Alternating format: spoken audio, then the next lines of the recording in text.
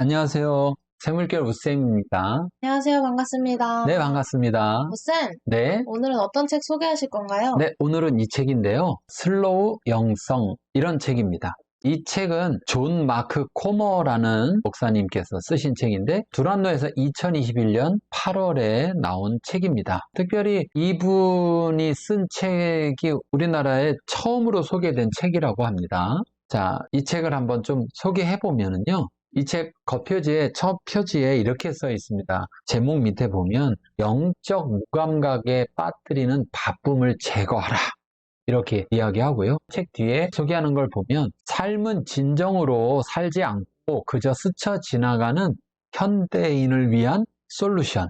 일상을 사는 속도도 영성이다. 이렇게 이야기하고 있습니다. 인생의 무게를 짊어지는 전혀 새로운 방식, 예수의 속도로 자유롭고 가볍게 사는 법, 이렇게 표현하고 있습니다. 그러면서 체크리스트를 여기 나타내주고 있는데요. 들으면서 한번 해당되면 체크해 보세요. 바빠 라는 말이 입에 뱉다. 멀티태스킹에 강하다. 스마트폰이 잠시라도 곁에 없으면 불안하다. 아무것도 할 일이 없는 시간이란 없다. 하고 싶은 일도 할 일도 늘 쌓여 있다.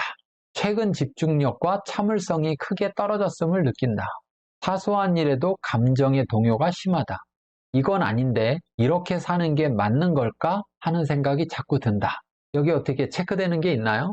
네. 아, 그래요? 이 책이 이렇게 말합니다. 당신은 이 책이 필요하다. 비디님도 이 책이 필요한 겁니다.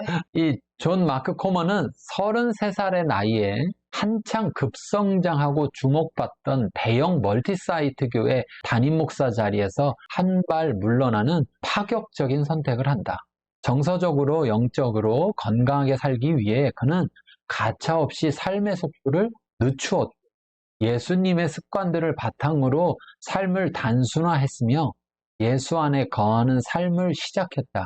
이 책은 그 귀한 결정과 훈련들의 산물이다.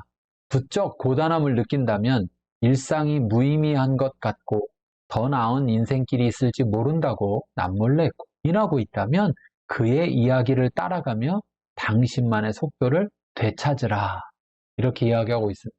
존 마크 코머 목사님은 개척을 해서 아마 큰 교회로 성장을 한 것 같아요. 그리고 이제 멀티사이트 교회라고 한다면 교회가 한 곳에만 있는 게 아니고 몇 곳에 나누어져서 장소가 다른 여러 장소에 나누어서 그곳에 있는 뭐 흔히 말하면 뭐 지교회 이런 것처럼 그렇게 되어 있는 그런데 이제 전체가 하나의 교회인 이런 교회를 말하는 것 같아요. 그런데 이제 얼마나 성장을 많이 했느냐면 7년간 매년 1년에 1000명씩 교인이 늘었다고 그래요. 그러니까 엄청나게 바빴겠죠. 그런데 그만큼 교회가 성장했는데 그 교회에 담임 목사 자리를 내려놨다 하는 것은 참 대단한 것이다 이런 생각도 들어요. 이 책의 목차를 소개해 보면 목차가 조금 독특합니다. 왜 독특하냐면 서문이 있는데 서문이 존 오트버그 서문 이렇게 되어 있어요. 그러니까 이분은 존 마크 코머인데 서문을 쓴 사람은 존 오트버그예요. 이 존 오트버그라는 목사님도 여러 가지 책이 나와 있는데 이 목사님이 아마도 지금 이 책을 쓴 존 마크 코머 목사님의 멘토가 되신 것 같아요. 그래서 이제 본인이 멘토링 했던 그 목사님이 책을 쓰니까 그 책을 읽고서 서문을 이 존 오토버그 목사님께서 써준 것 같습니다.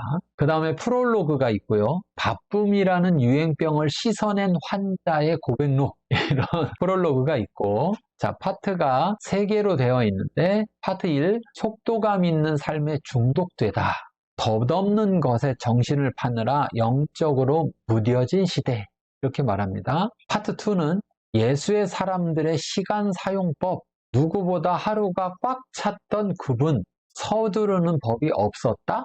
이렇게 되어 있고요. 그 다음에 파트 3에서는 이 시대를 위한 전인적 슬로우 영성 훈련, 그래서 인생이 무게를 지는 전혀 새로운 방식, 이렇게 되어 있어요. 그런데 파트 3 가기 전에 중간 휴식이라는 부분이 있어요. 그래서 중간 휴식 여기에서는 잠깐 영적 훈련이란 무엇인가 이걸 또 소개하고 있습니다. 자, 그렇게 하고 마지막 에필로그에서 최종 목적은 우리 하나님께 돌아가는 것 이렇게 되어 있습니다. 자, 그래서 지금 보면 4가지의 파트들로 되어 있다라는 것을 알 수가 있습니다. 부분적인 걸 좀 더 자세히 설명을 해보도록 그렇게 하겠습니다. 프롤로그, 바쁨이라는 유행병을 씻어낸 환자의 고백록. 제목을 들으니까 어때요? 이게 유행병이라는 사실에 제가 그 유행을 타고 있었구나라는 사실에 또 2번 놀랐습니다. 이것도 팬데믹인 것 같으네요. 네네. 네, 바쁨이라는 유행병이 전 세계 팬데믹인 것 같아요. 본인이 이제 깨달은 것을 썼으니까, 그리고 자신이 옛날에 환자였다, 그런 환자였다라고 고백했으니까 더 정확하겠죠? 저자의 고백을 한번 들어볼게요. 늘 쫓기듯 바쁜 삶. 왜 나는 내가 원하지도 않는 사람이 되기 위해 이토록 바삐 달려가고 있는가? 망치로 뒤통수를 얻어맞은 기분이다. 미국에서 목사로서 성공하고도 예수님의 도제로서는 실패할 수 있다. 교회를 얻고도 자기 영혼은 잃을 수 있다. 나는 그렇게 되고 싶지 않다. 그러니까 많은 바쁜 목사님들이 안 좋은 결말을 맞이하는 그런 것들을 보면서 자기도 지금 매년 1000명씩 교인이 늘어가고 있으면 그 교회가 얼마나 바쁘겠어요. 그런 교회 속에서 자신의 미래도 저분들 미래처럼 되는 게 아닌가라는 그런 생각을 하게 되면서, 본인이 처음 교회를 개척할 때는 이렇게 큰 교회를 만들려고 했던 게 아니라 꿈을 전하려고 한 거였는데 어떻게 해서 이렇게 됐을까? 그래서 내가 원하지도 않는 사람이 되기 위해 바쁘다, 이런 고백을 하고 있습니다. 속도감 있는 삶은 벗어나기 쉽지 않다. 하지만 점점 회복되고 있다. 내 영혼이 열리는 것을 느낀다. 물론 하루아침에 모든 것이 정리되지는 않았다. 변화의 속도는 느리다. 어떤 날은 썩 만족스럽지만 어떤 날은 도로 바쁜 삶으로 돌아간다. 하지만 수년 만에 처음 성숙을 향해 가고 있다.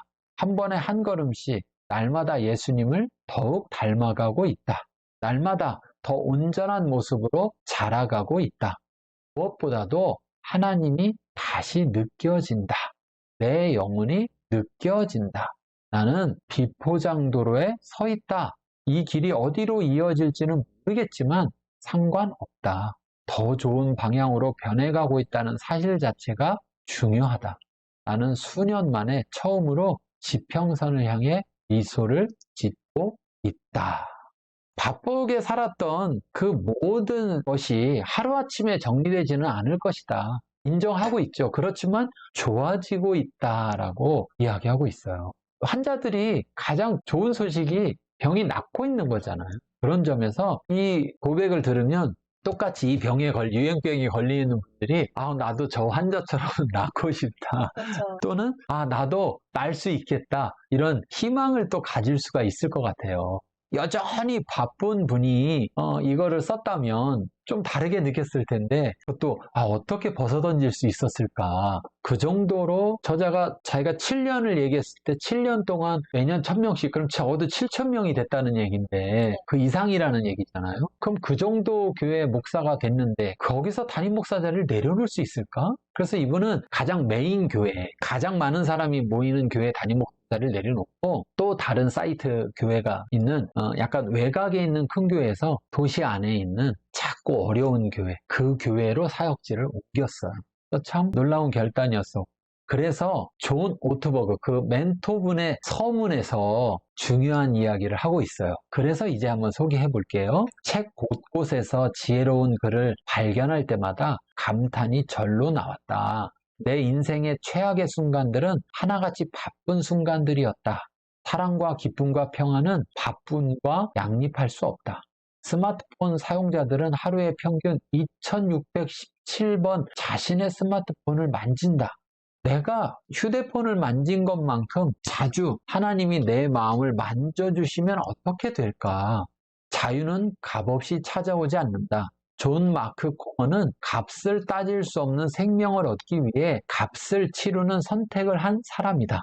그는 그 선택의 대가와 선물을 모두 알기에 굶주리고 목마른 우리에게 말할 자격이 있다. 이 책은 위대한 초대장이다. 숨을 깊이 들이마시라. 휴대폰을 한쪽으로 치우고 마음을 가라앉히라. 세상은 하나님이 돌보시게 놔두고 느긋하게 천천히 읽으라. 이렇게 소개하고 있습니다. 어떤가요? 스마트폰이 있음 편한 일도 많지만 네, 껴있다는 생각들이 많이 드실 것 같아요. 네, 이 얘기를 듣고 나서 약간 마음이 찔리는 분들도 네, 많으실 텐데 네, 나랑 멀리 두고 이만큼 내가 하나님한테 관심을 기울인다면 어떻게 될지 이 책에서 네, 또 알려줄 것 같아요. 네. 저도 이 책을 읽으면서 스마트폰이 분명히 필요한 것은 맞지만 내가 정말 필요하게만 사용을 하는가 이런 점을 다시 한번 돌아보게 되는 좋은 기회가 됐던 것 같아요. 자, 나머지 소개를 해보면 파트 1에서 1부터 3장까지가 있는데요. 덧없는 것에 정신을 파느라 영적으로 무뎌진 시대다. 스마트폰도 그거 중에 하나죠. 네. 또는 웹서핑 하는 것도 마찬가지고. 여기에 보면 1장 만성적 바쁨. 이 시대 영성의 가장 거대한 적. 이렇게 표현했고요. 2. 우리는 언제부터 시간에 쪼들리게 되었을까? 3. 조급증. 소중한 모든 것을 죽이는 폭력적 맹수. 조급하잖아요, 우리가. 그렇죠. 그런 부분들. 한국 사람은 특히 더 그렇잖아요. 자, 파트 2. 누구보다 하루가 꽉 찼던 그분. 서두르는 법이 없었다? 사실 하루에 할 게 많으면 막 서두르야 되는 건지 마땅한데 자, 예수님은 어떻게 했을까? 4장 시간 기근의 해법은 더 많은 시간이 아니다. 또 예수와 쉬운 멍에를 메고 예수의 속도로 6. 사랑과 기쁨과 평안이 깃들 틈과 룰이 필요하다. 자, 여기에서 놀라운 제목이 있어요. 시간이 부족해. 해법이 뭐냐? 더 많은 시간이 필요해. 그게 아니라고 말하고 있어요. 그래서 여기 빨리 읽어봐야 되겠다. 네. 이런 마음이 들 것 같아요. 자, 그 다음에 마지막 파트 3에 보면 인생의 무게를 지는 전혀 새로운 방식이라고 말하면서 여기서 4가지 훈련을 말합니다. 첫 번째는 침묵과 고독 훈련인데 7장 소음전쟁터 날마다 하나님을 가장 크게 듣는 연습. 자, 그 다음 안식일 훈련 8장 일을 멈추고 욕구를 멈추고 걱정을 멈추는 연습. 자, 세 번째 단순함 훈련 9장 영혼을 갉아먹는 물질주의와 소유욕의 굴레를 끊는 연습. 자, 마지막 4번째 늦추기 훈련 10장 생각하는 속도와 몸을 움직이는 속도를 같이 늦추는 연습. 이렇게 말하고 있습니다.